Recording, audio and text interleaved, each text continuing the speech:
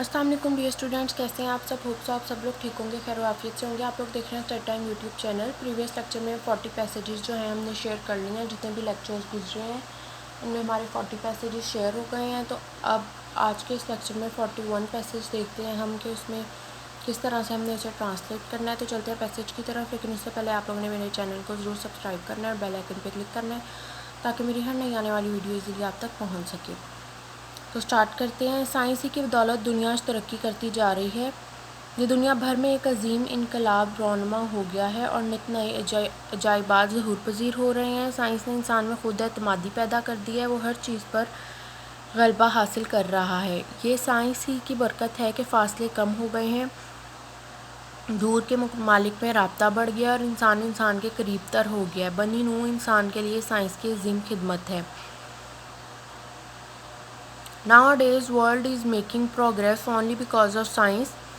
A great revolution has taken place in the world and brand new wonders are occurring. Science has infused self-confidence in man. He is conquering everything. Science has decreased the distance. Distant countries have come in contact with one another and man has got closer to the other. It is a great service of science for the human being.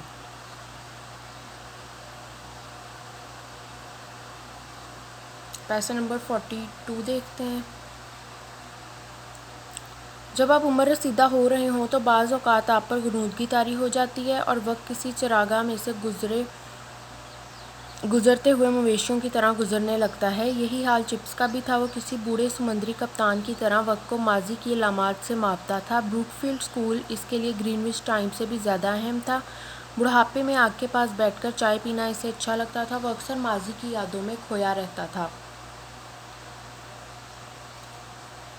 When you are getting on in years, you got very sleepy at times, and the hour seems to pass like lazy cattle moving across a landscape.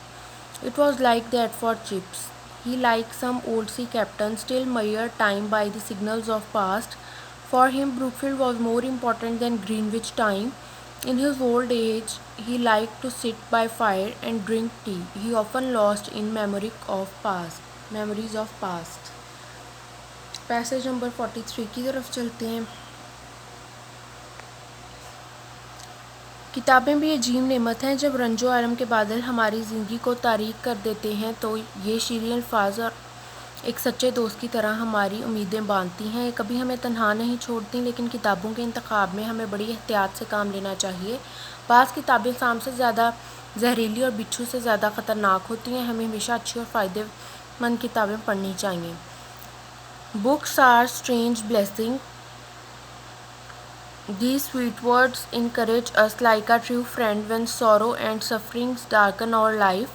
They never leave us alone, but we should be very careful in the selection of books. Some books are more poisonous than snake and more deadly than scorpion. We should always study only good and useful books. तो students, ये थी आज की video. Hope so आप लोगों को passages समझ आ गए होंगे। अपना ख्याल रखिएगा, दुआ में याद रखिएगा। मिलते हैं अपनी नेक्स्ट वीडियो में। अल्लाह हाफ़िज़।